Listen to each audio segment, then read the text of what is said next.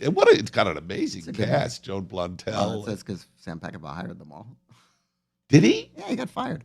I knew he got fired, but I didn't realize they were shooting. Why did he get fired? I don't Why did Sam Peckinpah get fired? I think there's one about Sam Peckinpah, I think, going into an executive screening room where they're looking at their cut of Pat Garrett and Billy the Kid.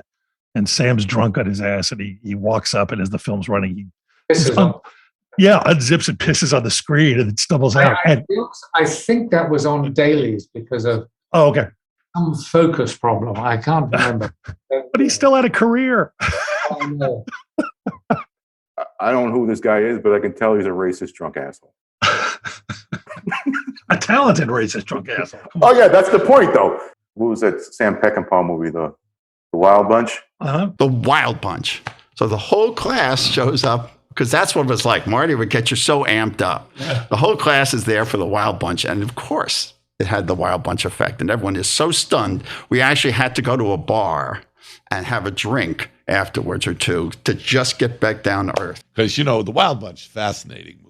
Yeah. That is so in Mexico, brilliant. The battle with when Mapache is being told, come on, we got to go, and Pancho Villa's men are coming. The Wild Bunch for me was probably the second film which really I was like knocked out with when I saw that movie in '68 when it came out, and it had a lot of reputation and so forth. And I thought it was superb, the movie. And it wasn't just the violence, of course, which at the time was shocking, but the story was so interesting. The characters were so good. That was the point about it. The fact these guys were cold-blooded killers. You didn't love them any less for that, if you see what I mean. Yeah.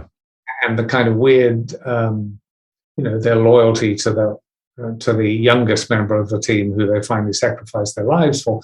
It was really and Peckinpah was on his best behavior on that one. I think he only drank beer as far as I did like Straw Dogs. I was going to say Straw Dogs. Okay. Okay, I love Straw Dogs. Straw Dogs. I'm 14 years old seeing Straw Dogs, and oh shit! I mean, I shouldn't be seeing that at like 13 or 14. This shit was blowing my mind. As he quoted himself, "Well, I've given them a movie without violence. Nobody went to see it, so we went with Straw Dogs." And that was it. Alfredo Garcia, bring me the head of Alfredo Garcia. Yeah, I'm not the fan of that other people are, but a lot of people don't like. It's an acquired taste for some. I understand. Well, there's the worst loop line in history in that movie, where they come to get this address from a guy, and they end up shooting him. And as he falls, papers in his hand. But obviously, people weren't getting it, so he gets shot. Oh, here's the address. And he literally said, here's the address as he dies. I'm betting that was a note. Yeah. It's still a better picture than a convoy. Yeah. Yeah. I don't know what it is, but every now and then for my birthday, I'll have a bunch of people over and make them watch Alfredo Garcia, because it seems like the only way to get more than 2 or 3 people to join you for it. I don't know. I love it. He was a very, very talented director. His early work, Ride the High Country, was a really, really interesting. Yeah.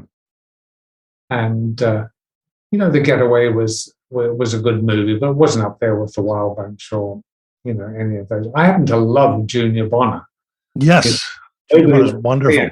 It's a beautifully made film and sort of so nostalgic and, quietly emotional, as a movie. So as his drinking and drugs got worse and worse, so his films got worse and worse.